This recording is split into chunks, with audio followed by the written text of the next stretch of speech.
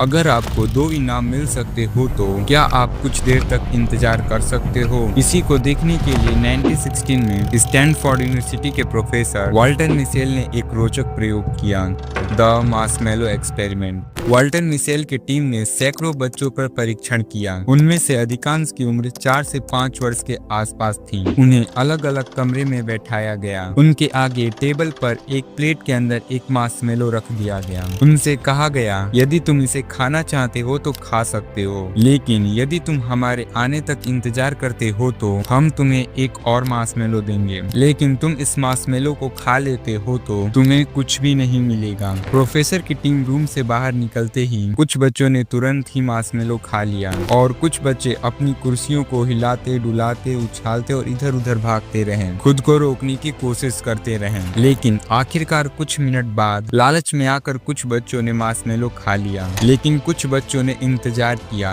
और उन्हें 2 मार्शमैलो दे दिया गया। अभी एक्सपेरिमेंट खत्म नहीं हुआ। बच्चों को देखा गया कि वह आगे चलकर कितने सफल और कितने कुशल हुए। जिन बच्चों ने इंतजार नहीं किया वे अपने जीवन में बहुत मेहनत किए, वहीं जिन बच्चों ने इंतजार किया वे अपने जीवन में बहुत सफल और बहुत कुशल हुए, क्योंकि उन्होंने डिलेड ग्रेटिफिकेशन को चुना। इसका मतलब होता है कि तुरंत मिलने वाली खुशी को रोककर बाद में मिलने वाले बड़े लाभ का इंतजार करना। फॉर एग्जाम्पल, जैसे आपने आज पैसे खर्च करने की जगह सेविंग की तो आगे चलकर आपको ही फायदा होगा। आप जल्दी से आर्थिक स्वतंत्रता को हासिल कर पाएंगे। वहीं आप इंस्टेंट ग्रेटिफिकेशन को चाहते हो तो आप आज ही सारा पैसा खर्च कर देंगे, जिससे आगे चलकर आपको आर्थिक तंगी का सामना करना पड़ेगा। वहीं एक्सपेरिमेंट में पता चला कि जो बच्चों ने एक और मार्शमैलो के लिए इंतजार किया था उनके सेट्स स्कोर ज्यादा थे, नशे का सेवन का स्तर कम था, मोटा होने की संभावनाएं कम थी, तनाव के लिए बेहतरीन प्रतिक्रिया थी,